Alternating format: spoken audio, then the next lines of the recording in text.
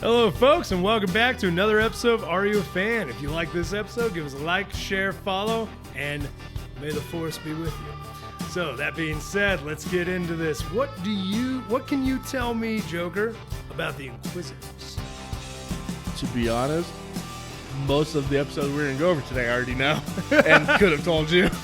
I've watched a lot of random videos on YouTube of just Star Wars in general, so this whole episode, I already knew a lot of it as I was researching. I'm like, I know about that. I know that story. So, a lot, actually. I'll admit, most of what I know of the Inquisitors probably just comes from the Rebel series and just what we've seen on, like... Have you seen any of the Obi-Wan show? Yep, Obi-Wan show. So you know from the two shows, that's about it? Yeah. And that's most people, probably. That, like, maybe one or two of the fact, like, they were possible Jedi before or something. But, yep. But, like, yeah, not a ton. So let's get into this and find out. Okay, so date founded, 19 BBY. Date dissolved between 3 BBY and 0 BBY. So, and for those who may have not seen the other Star Wars episodes, that is the years before the Battle of Yavin. Okay, I always forget, like... So they were founded way before the battle. So I want to say, if I remember correctly, too, it was a little bit even before the end of the Clone Wars. It's kind of when they started the project. Oh, wow. Or before it ended. So Palpatine was on the ball with that. Oh, yeah. He was on the ball with a lot of stuff, to be honest. True. The guy, like, yeah, like, how could you really defend against him? He'd been plotting this for years. Right.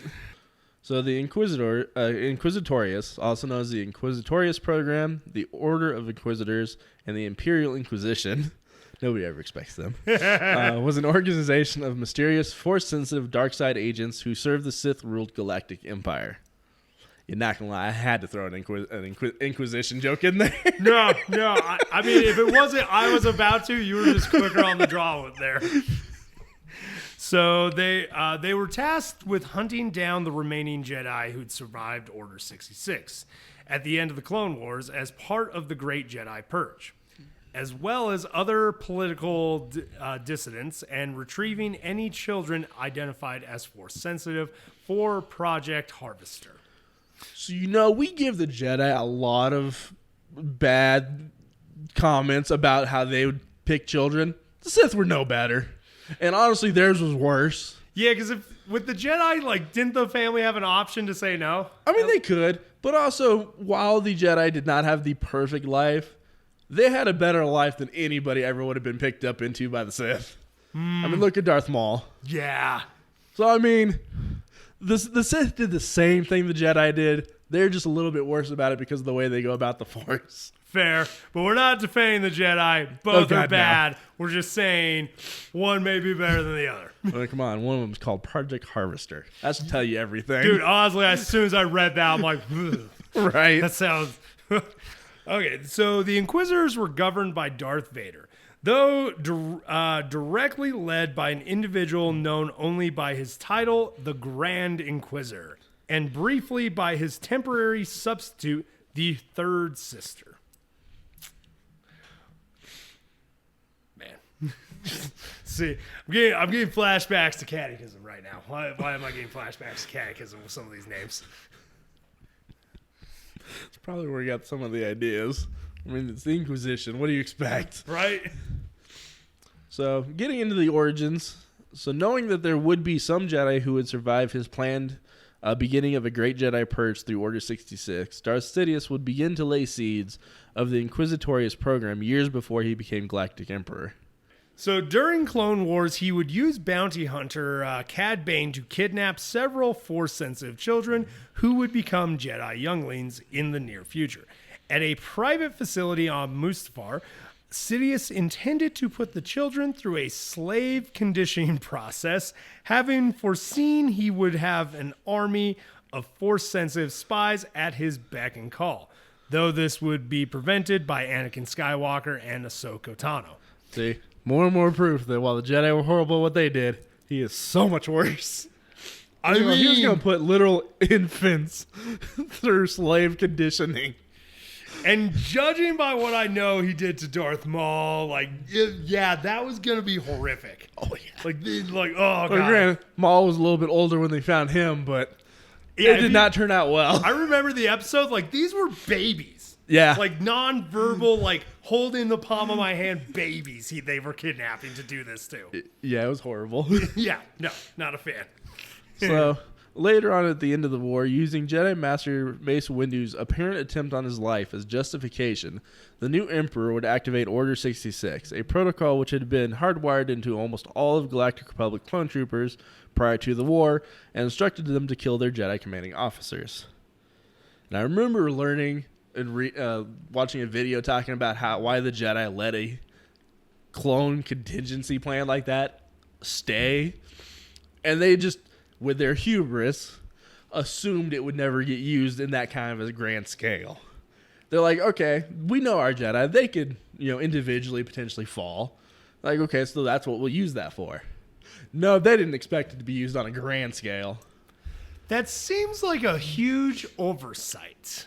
Granted, I think part of that too, in their hubris, there is the one in there, I think it was like 1 or 2 orders in the other direction where it goes the other way and they arrest the Chancellor. So, like, there's, I don't remember, it was like some high 100 number of contingencies. So, like, they just assumed that with everything else that they were planning for anything possible. They just didn't plan on a Jedi purge. We got to do an episode on the stormtroopers and the chips alone. Just like, oh, yeah. Like, also, because I'm like, now I'm curious. Like, would one overwrite the other? Or would they nullify? Like, what? Did nobody think to say out the order? Like, how does it all work? That's a good question if they'd override now. Because I didn't even know that exists. I didn't even that question didn't exist in my brain, Joker, until today. Well, you're welcome for that. Moving on, I guess. So, nevertheless, as the Dark Lord has predicted, some Jedi survived the mass killing, so he planned for his huntsmen to hound those who survived until the light of the Jedi Order was extinguished once and for all. Because, it's the way the Jedi and Sith are always fighting for the millennias. Yep. Never fully kill one. You really can't, as we see in the movies. Yep. So, whereas Skywalker had potential to be a Sith in his eyes, Sidious had selected those who would become Inquisitors specifically because he felt they had no chance of becoming powerful enough to challenge him. So, I was like, well, he saw who he wanted as his apprentice that could be someone that could challenge him. He was like, no, these other ones, they're low enough that I don't have to worry about them. I mean, isn't that kind of why I could assume that's probably why they work in, like, multiple units? We get into that, actually. Ooh, cool. So, while the majority of the Jedi were killed by the clones, several would manage to escape, especially after Kenobi sent out a distress signal from the temple warning the survivors. As such, several of them had survived the initial purge and gone to hiding. And obviously, as we see throughout the years, way more than we originally thought with the original trilogy. Yeah. Which makes sense. It's a galaxy. Like, oh, yeah. Some are going to make it. So, many of the Imperial Inquisitors had joined the dark side due to intensive torture or corruption. Upon joining the ranks of the Inquisitors, the Force-sensitive effectively lost their identities. They would be giving numerical designations to represent their entry into an organization that perverted everything the Jedi Order had stood for. So essentially all their titles were third brother, fifth brother, third sister. Like, they had no names. Which makes sense. It was first and either brother or sister, depending on the gender. Which makes sense. That's a huge part of dehumanization and indoctrination. Get rid of a person's identity. That was why, like, with the stormtroopers, they took away the ability for the clones to customize their armor. Like, no, you can't be an individual anymore. So, of course, it would fall into something else the Empire's doing. Yeah. Smart on Palpatine's part. So, Darth Vader would soon discover the program and was put in charge of them by Darth Sidious. Vader trained the Inquisitors in the ways of the dark side of the Force. As part of their tutelage, a number of Inquisitors had parts of their bodies severed by their master's lightsabers so that they would not forget the lessons of loss. And I think we go into a little further down, talking about more of their training. But yeah, he was not. He did not like the Inquisitors because he also didn't like when he found out about them either. I bet not. Because being a Sith, he thought they were being used to get rid of him. Him and his master were never on great terms, ever. Yeah, I do notice that with Darth Vader and his master. There's always like, which I feel as though that's kind of just the way of the Sith. Oh yeah, but part of it too. I mean, Palpatine didn't really like Vader as much anymore once he got put in the suit. And then Vader just really never trusted Palpatine. So, and then he kept hiding secrets behind his back, like the Inquisitors. Which fair? Just not a lot of trust. Yeah, no. Gotta love the Sith. Right. So, starting with hunting the Jedi, one of the first missions had the Grand Inquisitor work with Vader on locating the Jedi Order's chief librarian, Jocasta Nu. So, after defeating Jocasta, the Grand Inquisitor planned on killing her, but would be stopped by Vader. While arguing, Jocasta would make an escape. Vader would chase her down and kill her without the Grand Inquisitor's help. My assumption, because both of them didn't like her because she kind of stopped both of them from getting into the temple archives sometimes and getting information like Anakin wanted to help his wife. Oh, yeah. But I think with the arguing, I have a feeling Vader wanted to keep her alive because someone that has all the knowledge of the Jedi, that's valuable. I was going to say, Vader's not, like, as much as they sometimes portray him as a brute, he's really not. I mean, he is. He is, but he has some brains behind that brute. Yeah, like the bruteness is really, I feel as though, an intimidation factor to like, hey, I'm going to keep snapping necks until somebody talks. That's exactly what that was. But if you don't have enough people to snap necks to talk, or you're just trying to get the one to talk, you don't want that person's neck snapped. Well, even if you're not trying to get her to talk now, you take her back with you to the Imperial Palace or something. Oh, yeah. Which happened to also be the Jedi Temple, but... Let Palpatine get a hold of her with some of his Sith magic. And that's probably what his plan was. But the Inquisitor was pissed, and he wanted to kill her. And Vader said no. But still ended up doing it anyways. And also, one epic thing about that fight that I found out later is she had a lightsaber rifle. Ooh. It uses the same kyber crystal. I think she got one shot off on Vader. But that was one kind of cool thing that came out of that fight. I was going to say I heard of those. Yeah. Heck yeah. So, mission to Mon Cala. About 1 year after the rise of the Empire, Sidious suspected a Jedi of influencing the deteriorating negotiations on Mon Cala. The Emperor therefore sent his apprentice and 3 Inquisitors to investigate this, accompanied by a death squad of elite clone purge troopers.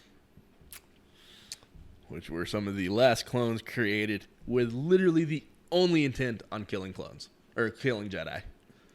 Like, that's what they were created for and how they were trained. Dang.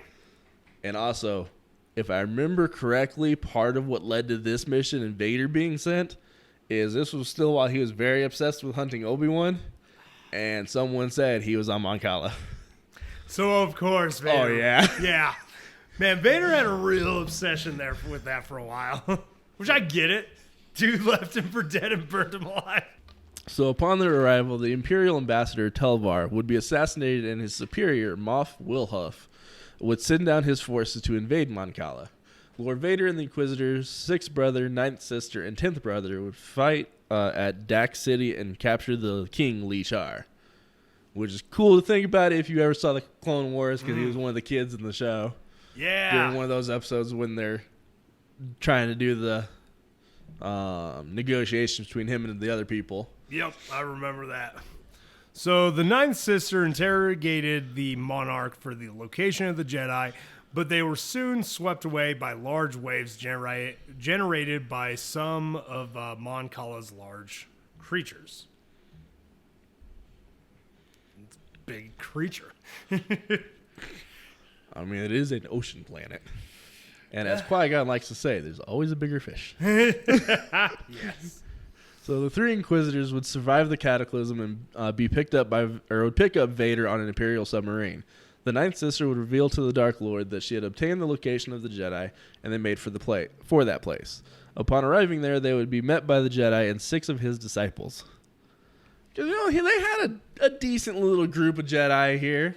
I think he was the only master, or I don't remember, he might have been a knight. There wasn't a lot of very high-ranking kids there. Yeah, this is not going to... I assume this is probably not going to end well. So as they chased the rest of them, another sacrificed himself to slow them down. The Inquisitors and their master soon reached Bal City and made chase for the remaining of the group. Yeah, you got Vader on your heels. Oh, yeah. So they got a little lucky because Lord Vader would receive a request from Governor Tarkin for an assignment that required him elsewhere, to capture Lee Char and thus end the war on Mon Cala. So he would agree and leave the Inquisitors and their squad of clones to find the Jedi. So they got a little lucky, and at least the lapdog got put away somewhere else. Yep. I mean, that's a little lucky, but the Inquisitors, like, even though they were supposed to be weaker than Palpatine, that's a wide margin. Oh, like, yeah. So, like, they can still... These aren't exactly, like, the weakest of the Jedi. But as we get here in a little bit, they get very clever with what's going on. Okay, let's get on to it. So the Inquisitors soon found the Jedi and his last two disciples. The sixth brother cut down one of the disciples, and they surrounded the other two. The Jedi then stepped forward and faced them, revealing their names from when they were Jedi. Go out with a last stand, why not? And kind of thinking that, like a lot of mythology, I know your name, I have the power now. Didn't really work for him, though. So the ninth sister would confront the Jedi, identifying him as a Padawan named Farron Bar. Bar would ignore her and tell them that they were still truly Jedi, acknowledging the clones and their role in Order 66. At a certain point, some of the Jedi realized what really happened and who did it. Yeah. I did like that some of the Jedi did start to realize that, because I remember, like, there's still some Jedi that do really have a vendetta against them. Oh, yeah. When you find out, like, they were just a pawn. Yeah. Unfortunately.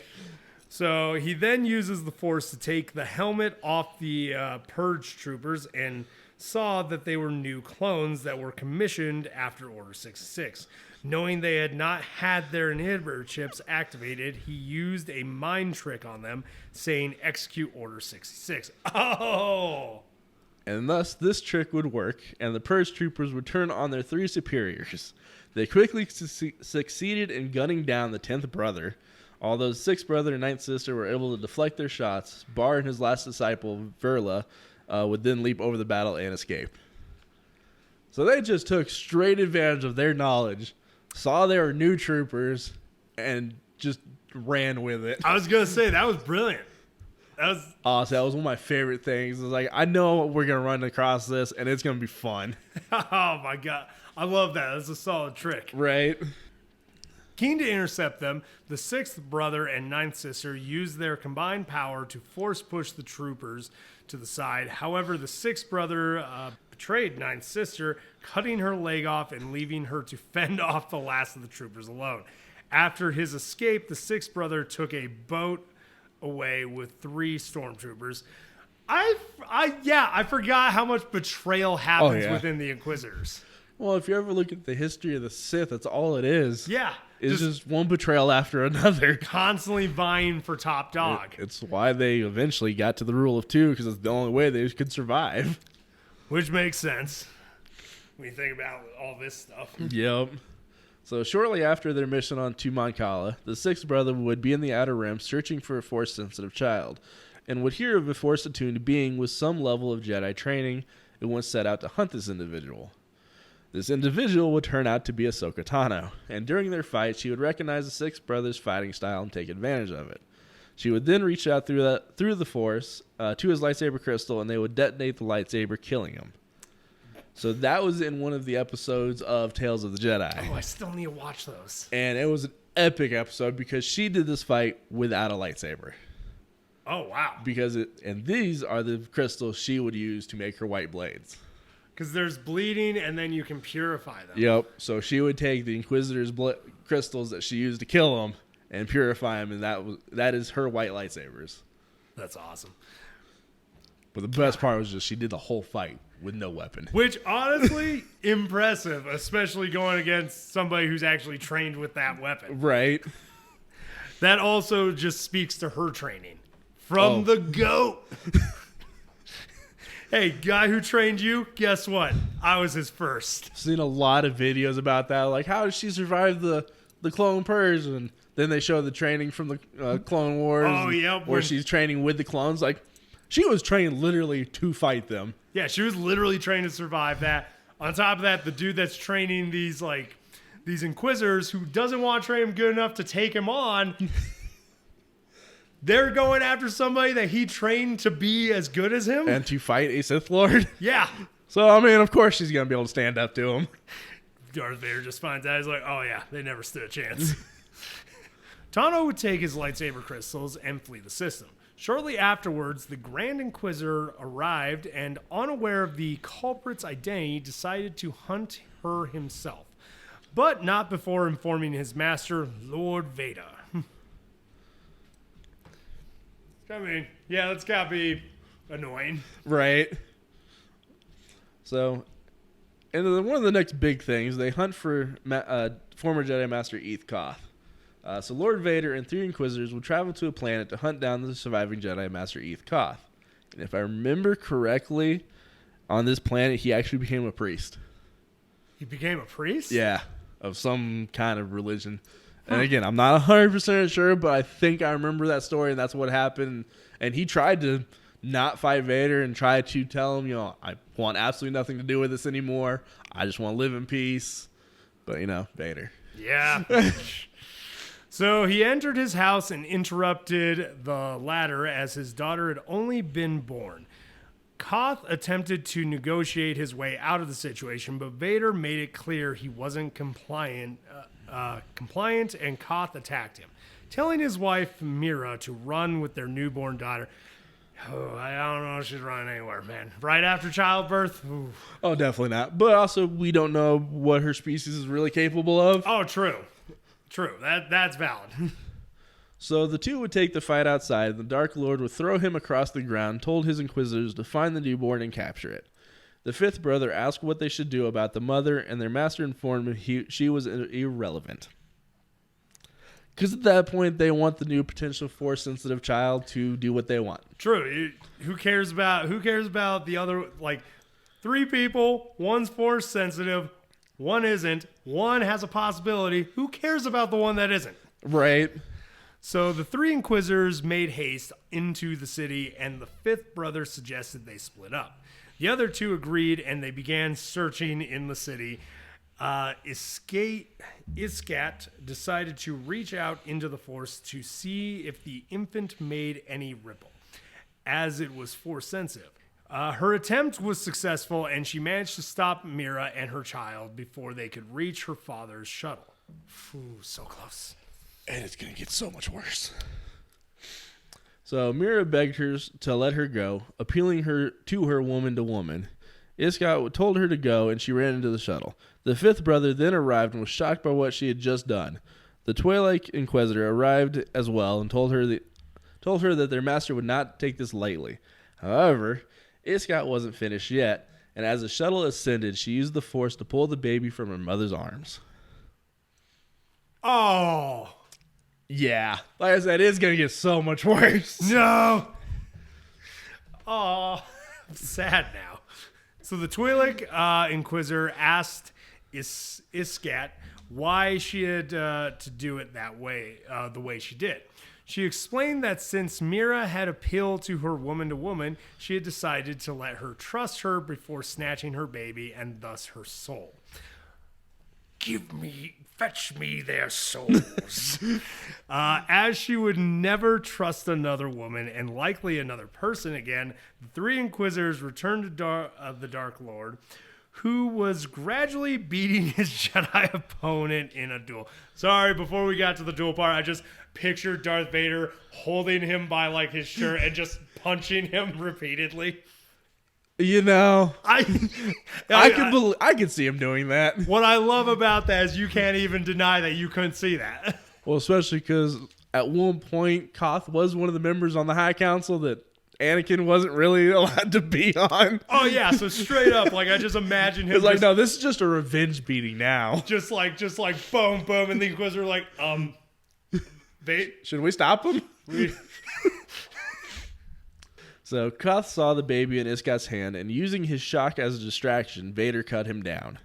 The group returned to the Coruscant Tower on their Zeta-class shuttle and gave the baby to a pair of nursemaids. New Inquisitor. Pretty much. Yep. I don't actually know if we ever find out what happens to that baby. I imagine either New Inquisitor or part of the cloning program stuff. Or didn't make it far enough. Or, yeah, that too. So, Rogue Inquisitors. That sounds interesting. The fifth brother notified the Dark Lord of Iskat's actions during their hunt, and Vader surmised she had turned traitor, especially as he suspected her and the Twi'lek Inquisitor of having developed feelings for each other. Oh, that's not going to be good. Oh, God, no. So later on, Iskat and her Twi'lek companion were toasting to Koth's death with a drink that came from the plant where they had found him. So she then brought up the Dark Lord and asked what he would do when all the Jedi were finally dead. Her companion would tell her that he would find his way around it, saying there's always something to kill. Because, they really would. They're going to find a reason.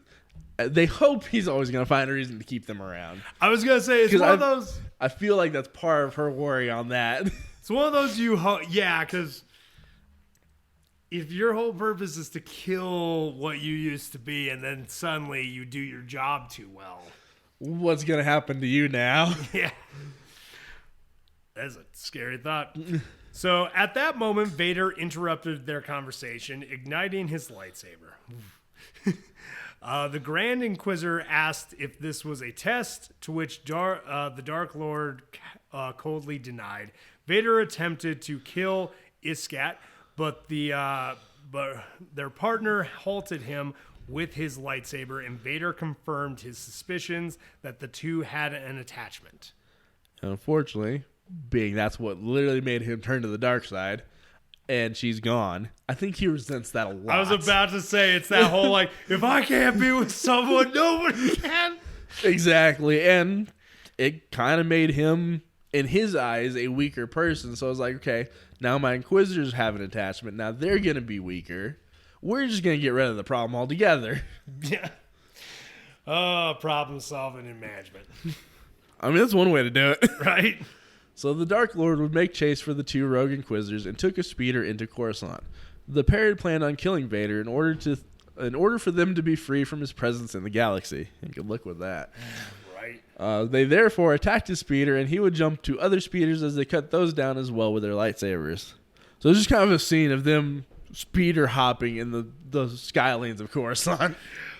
That'd be a fun scene to watch. Right. So the pair then resorted to throwing speeders at their pursuer, but he either threw them back, because of course he would. This is Vader. Exactly. He's like one of the strongest Force people out there. Right? Guy pulled down a ship that was trying to fly away. And that, a speeder. Or he cut them down, because of course he would. However, the two Inquisitors eventually managed to topple the statue onto the Dark Lord, and he fell onto a balcony, temporarily immobilized. They attempted to finish him off, but Vader uses the Force to freeze them in midair. Man, I think running and disappearing was your best shot. Oh, and even that wasn't a good one, but it's better than trying to face him head on. Yeah.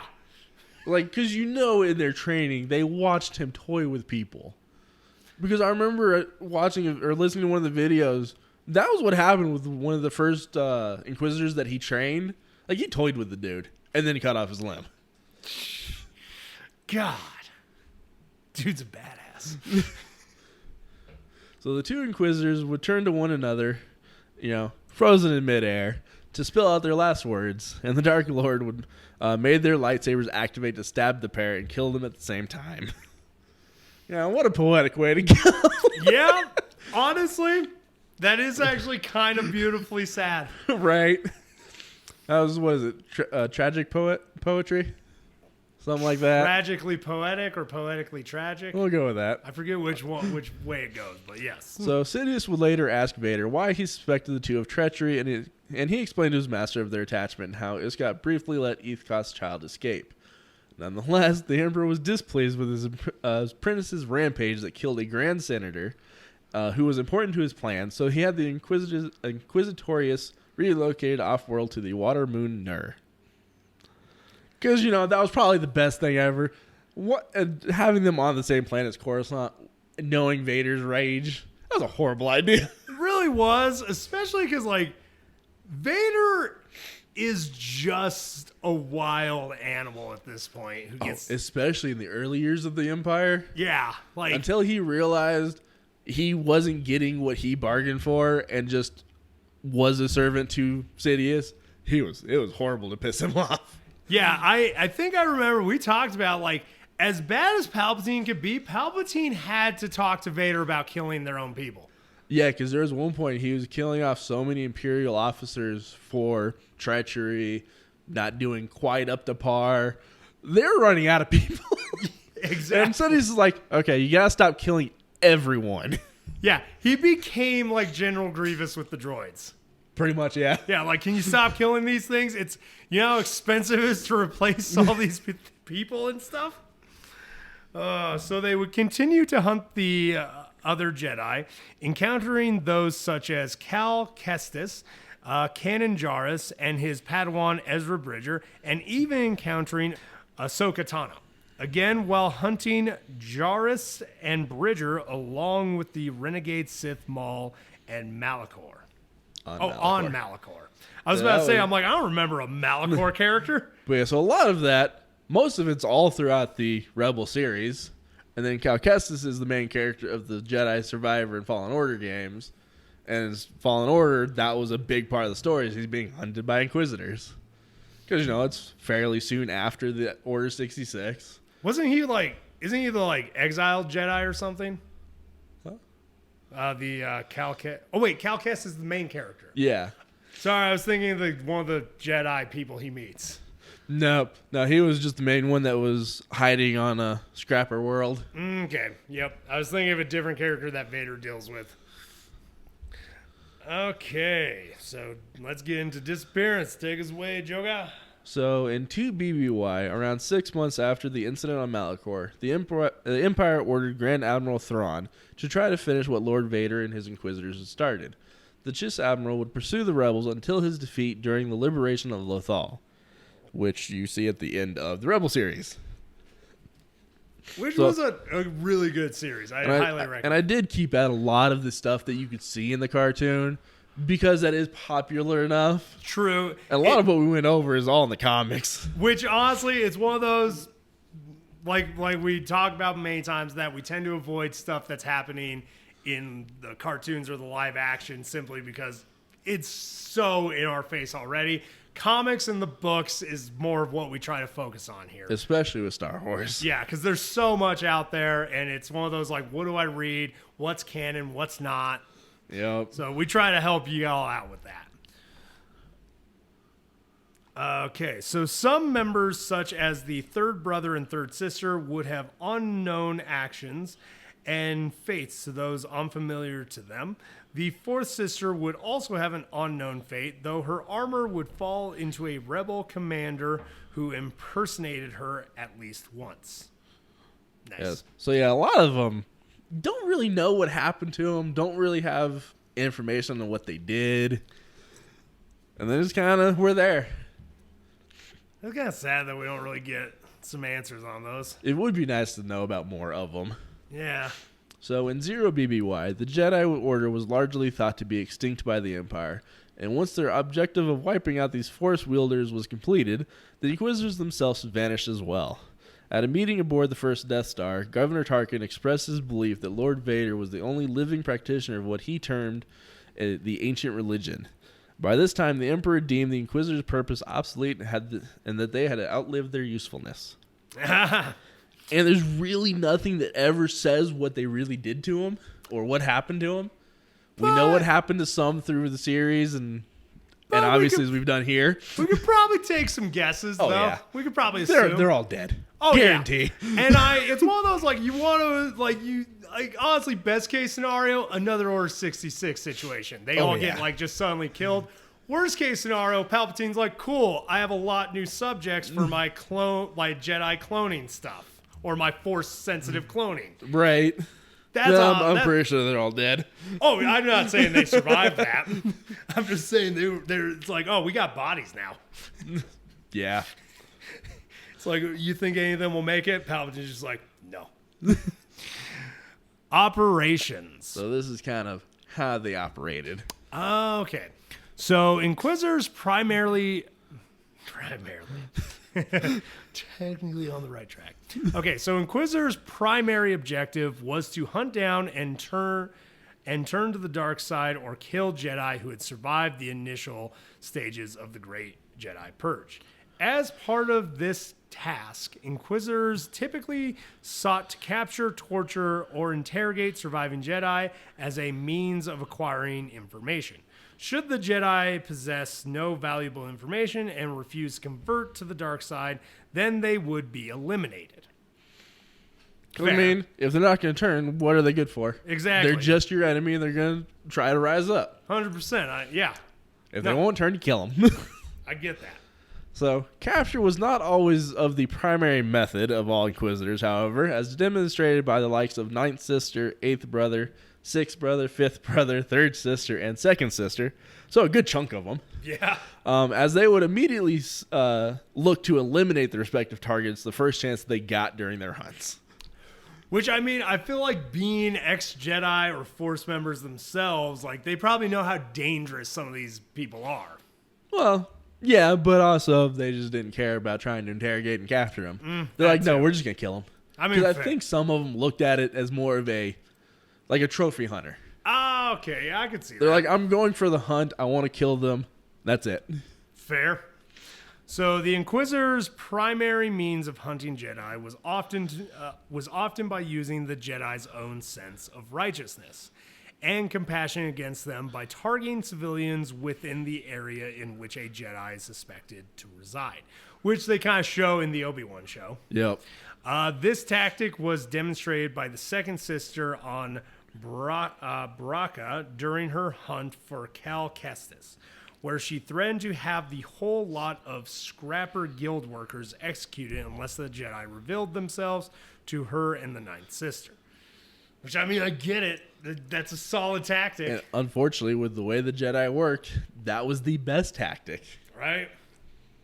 So the Third Sister also would employ a more extreme version of this tactic in which she threatened to cut off the hands of all civilians present in her area in order to prompt Obi-Wan Kenobi or Nari to reveal themselves.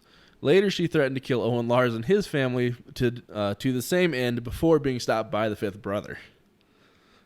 So, as you said, we got a perfect example in a TV show that came out recently. Oh, yeah. And they did a great job of showing that. So another method employed by Inquisitors to hunt Jedi was by using people or items of interest and significance to the Jedi being hunted to lure them into prearranged traps.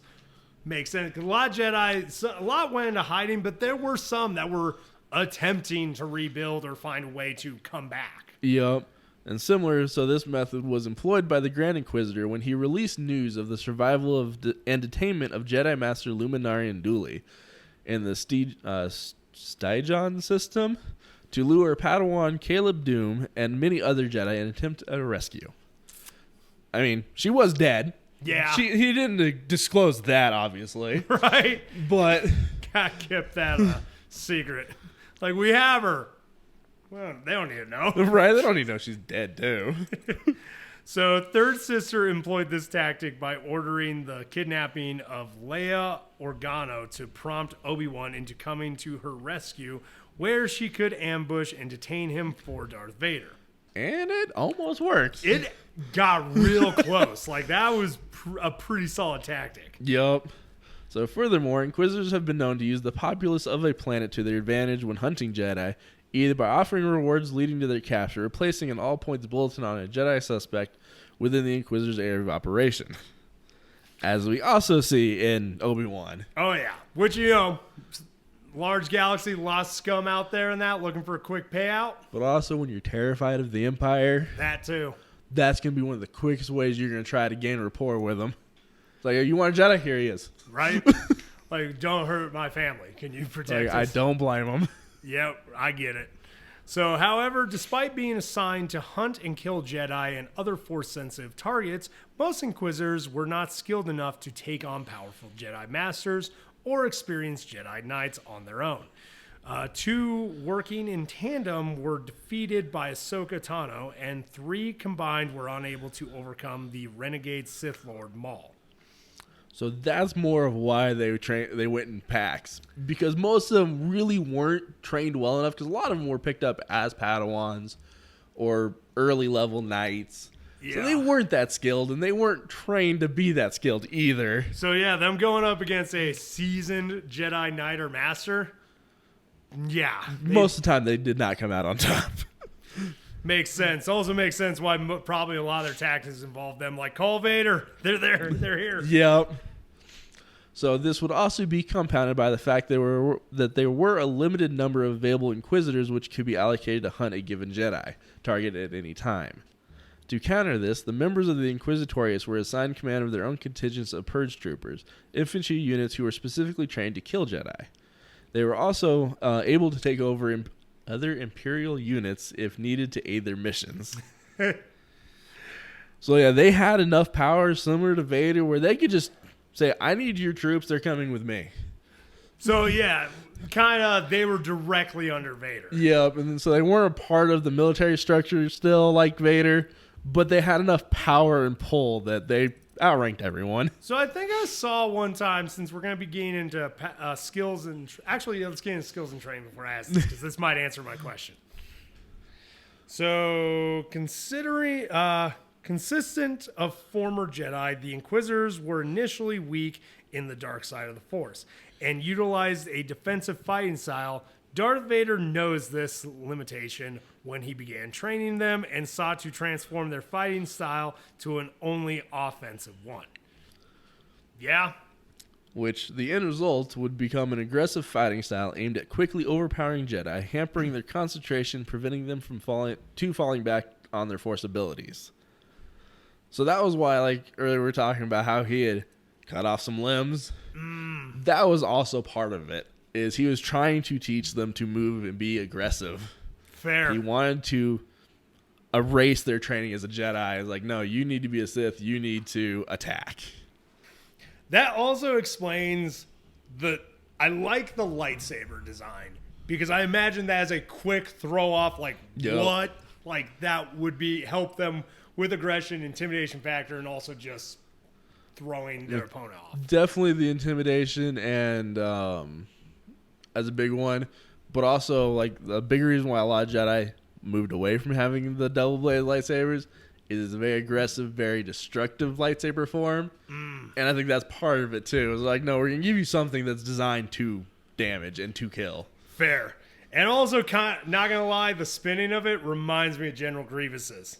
That's probably where that came from. Right? Like, give some of these Jedi some flashbacks to facing that dude. Yeah, that'd be horrible. Right? Granted, there's only a very small handful that ever actually survived fighting him. True. So, over time, the Inquisitors became among the most skilled fighters in the galaxy, though were deliberately trained to not surpass the powers of a Sith Lord. Makes sense. Because they were just there for one purpose and one purpose only. Also, you don't want them suddenly turning on you. And especially with that many of them, wouldn't be hard. Yeah. If you train them just enough, though, to keep them under you, you don't have to worry about that. Right. So aside from their skills with the lightsaber, Inquisitors were also trained in the use of and application of dark side techniques such as mind probing. They were also well-trained interrogators and trackers who were capable of using the Force to detect another Force-sensitive Force signature through vast distances. Which always weird that that's a thing, because you never really see it get used. Yeah. It was like they found a cool way in story where they didn't never sense Palpatine through all of it, but they never really show it where it's a huge thing in any other piece of media. right? I think I've seen it.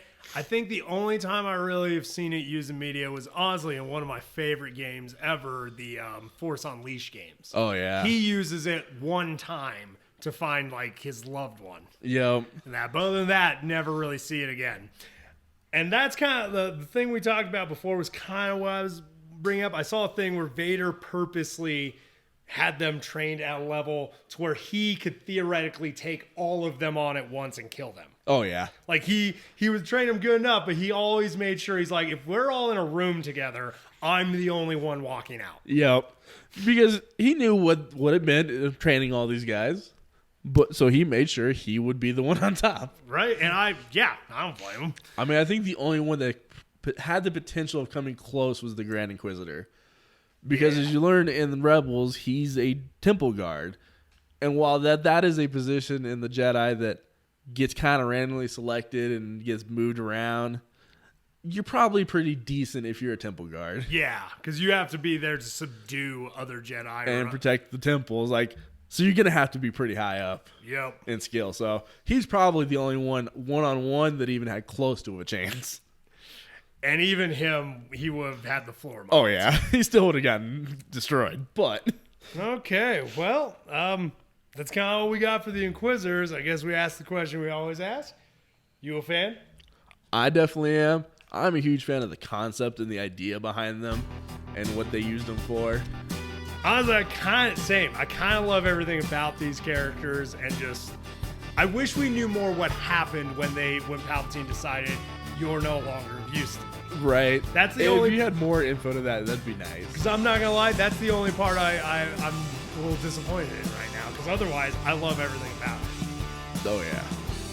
So I'm a fan. For anyone that's still listening, if you got something out of this, enjoyed the episode, or even liked the character before from a movie, comic, cartoon, hell, even that t-shirt that you saw one time, you're a fan too. You want to jump on this train? Why not subscribe and share with a friend? d-rael out. Y'all keep riding them rails.